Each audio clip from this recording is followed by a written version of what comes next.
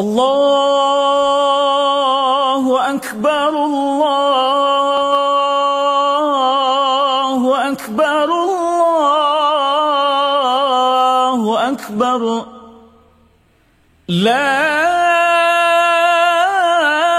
ilaha illallah, Allahu Akbar. Allahu Akbar walillahil hamd.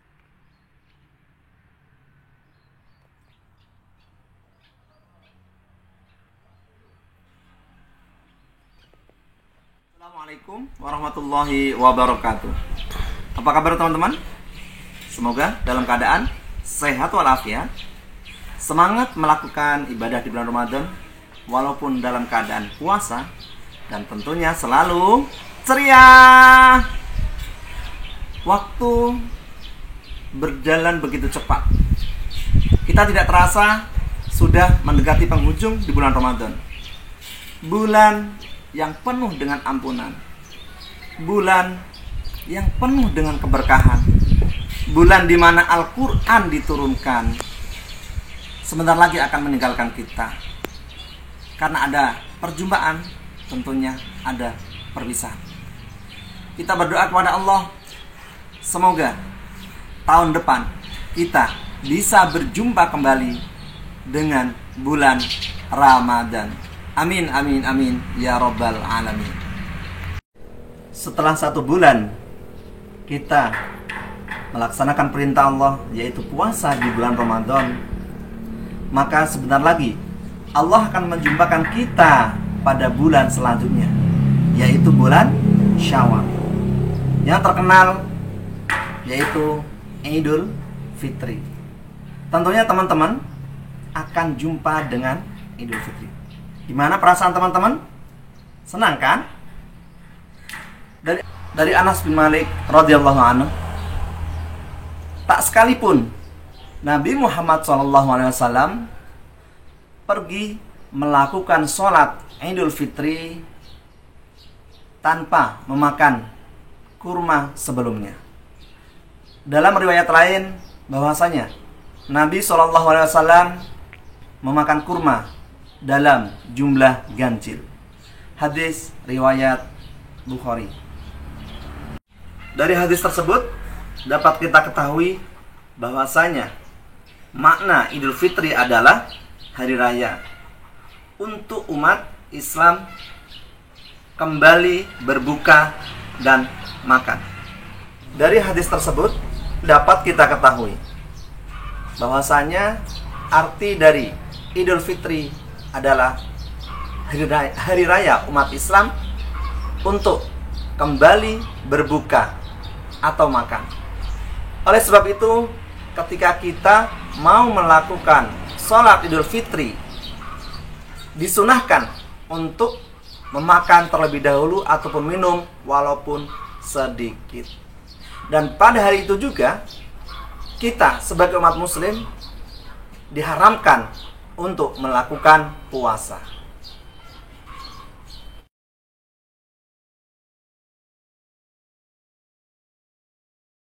Bagaimana teman-teman?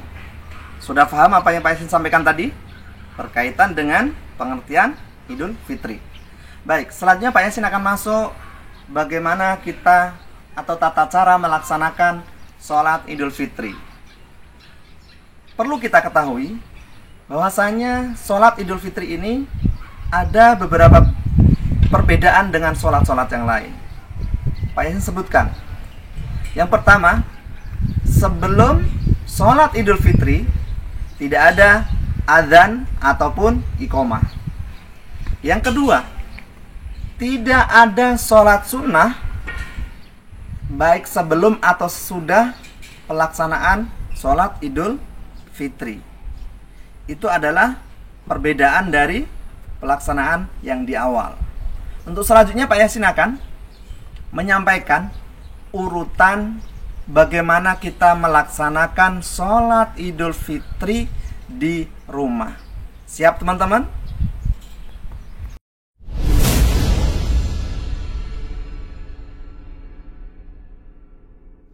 Yang pertama, lakukanlah sunnah-sunnah sebelum melaksanakan sholat Idul Fitri. Di antaranya adalah sebelum kita sholat Idul Fitri, kita disunahkan untuk mandi terlebih dahulu. Yang kedua, memakan kurma dalam jumlah ganjil atau memakan makanan seadanya. Diriwayatkan dari Anas bin Malik radhiyallahu anhu,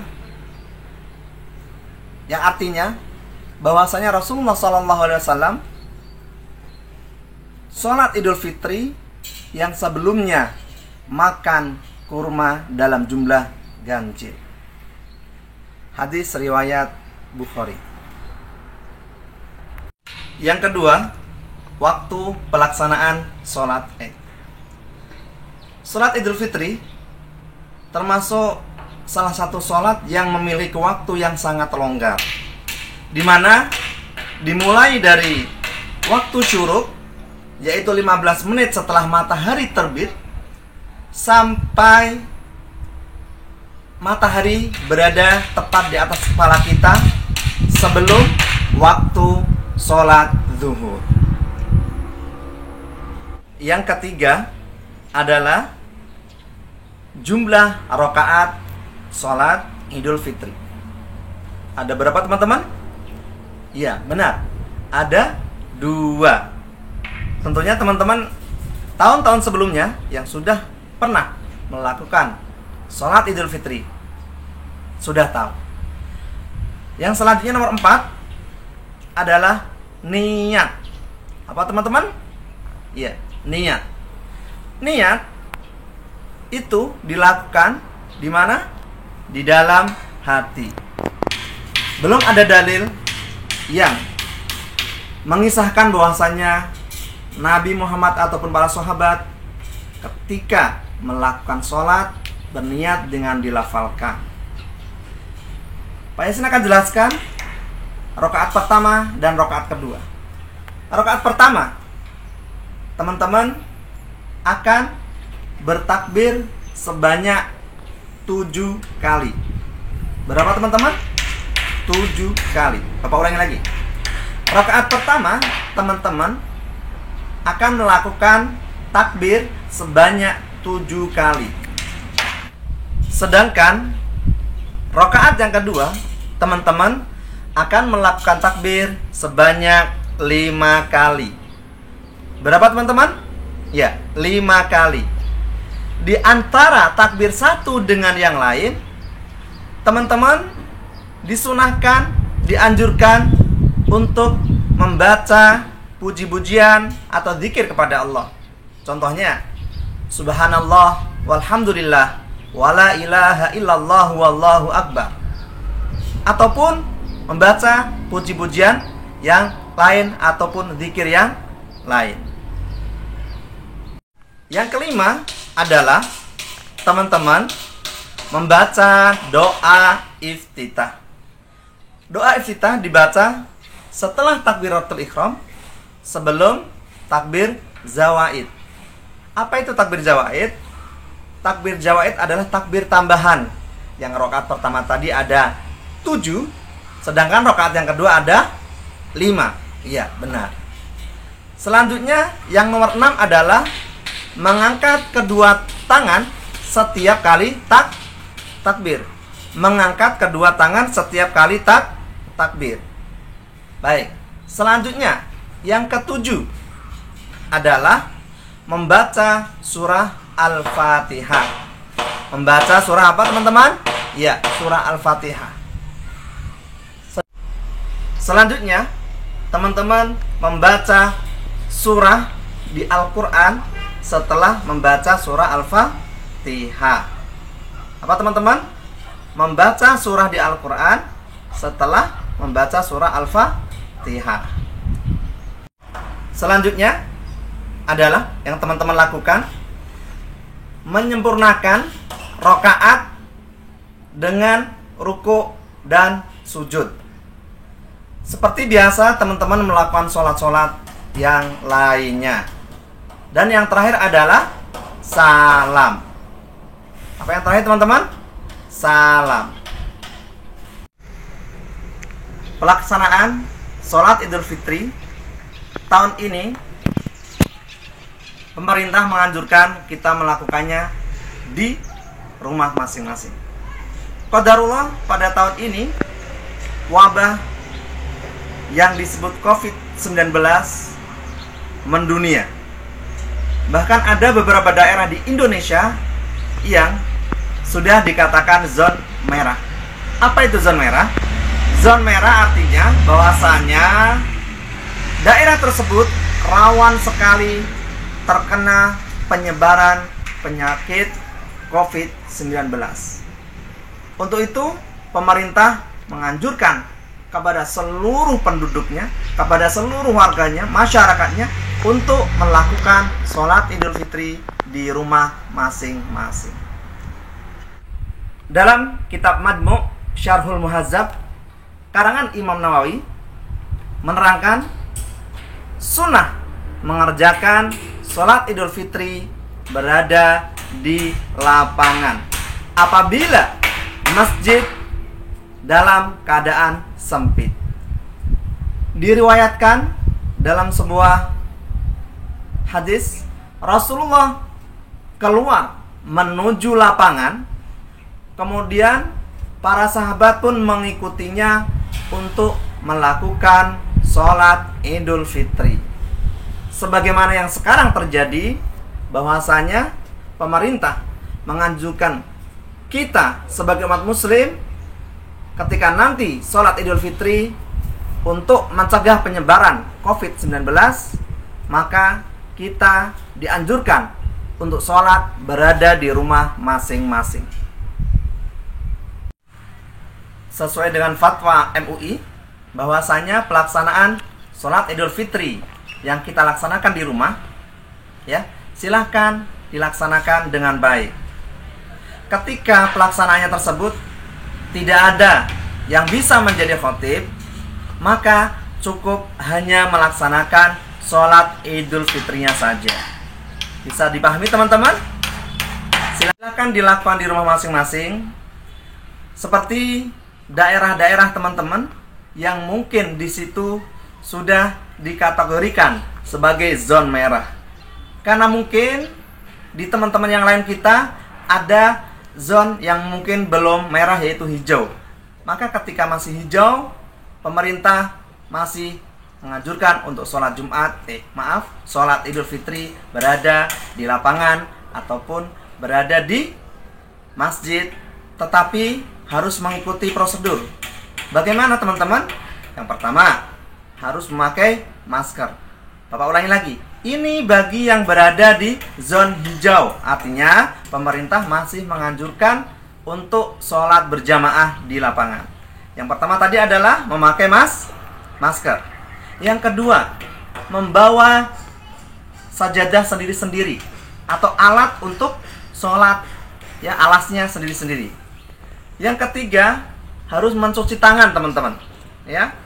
Dan yang keempat adalah menggunakan semacam pendeteksi panas suhu manusia. Kalau misalnya tidak sesuai dengan suhu yang ditetapkan, maka tidak diizinkan untuk melakukan sholat berjamaah bersama-sama. Paham teman-teman? Insya Allah.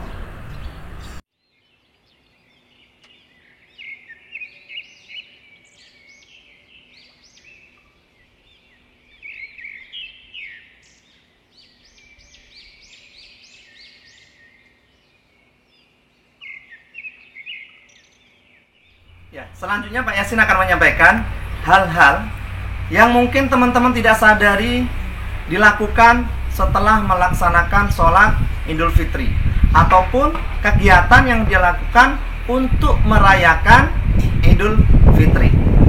Oke, hal-hal yang tidak sebaiknya ditinggalkan dalam kaitannya dengan merayakan Idul Fitri. Yang pertama adalah, ada yang tahu? Ya, pernah kita bahas. Yang pertama adalah meminta ampau. Apa teman-teman? Ya, meminta ampau. Itu tidak diperkenankan.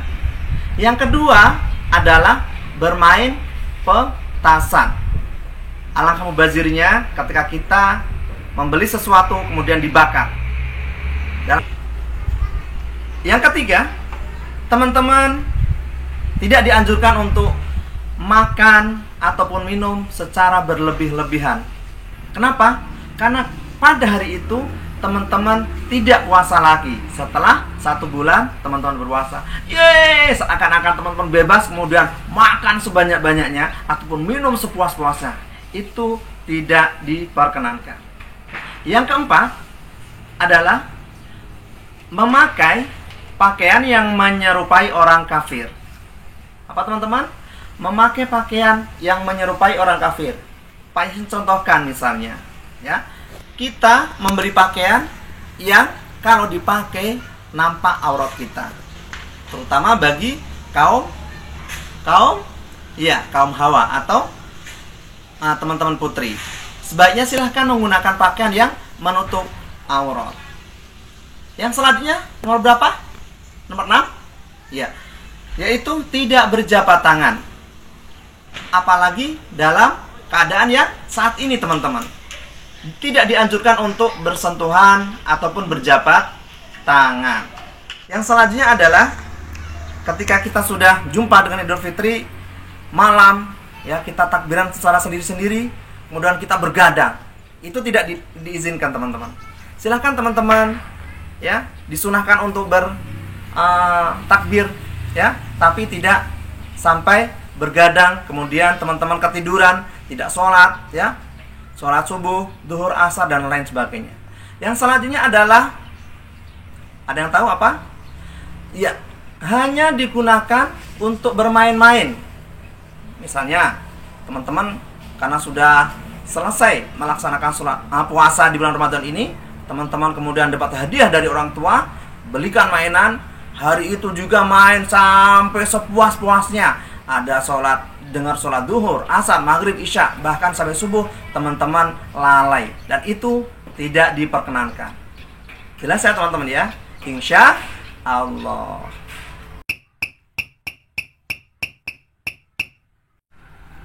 Demikian teman-teman penjelasan dari Pak Yasin. Semoga dapat membantu teman-teman menyambut Hari Raya Idul Fitri dan teman-teman melakukan kegiatan-kegiatan tidak melanggar syariat agama. Dan kita berdoa semoga kita, keluarga kita, kawan-kawan kita, guru-guru kita, dan saudara-saudara kita semuanya terhindar dari virus COVID-19. Demikian dari Pak Yasin. Dan yang terakhir, insya Allah Pak Yasin akan memberikan kuis kepada teman-teman sebagai teman-teman apakah sudah menyimak dengan baik apa yang disampaikan oleh Pak Yasin. Oke teman-teman, demikian dari Pak Yasin. Kurang lebihnya mohon maaf. Wabillahi taufiq wal hidayah. Assalamualaikum warahmatullahi wabarakatuh.